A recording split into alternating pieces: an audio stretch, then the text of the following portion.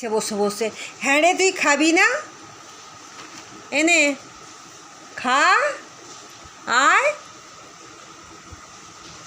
কি অবস্থা, মাছির পেছনে ছুটে বেড়াচ্ছে।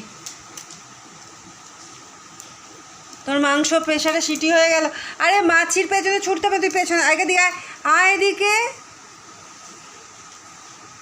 জিনা আয়, আয় এটা খাবি, আয় খাবি, আয়। কি দেখছিস? কি আশ্চর্য, মাছির পেছনে ছুটে যাচ্ছে।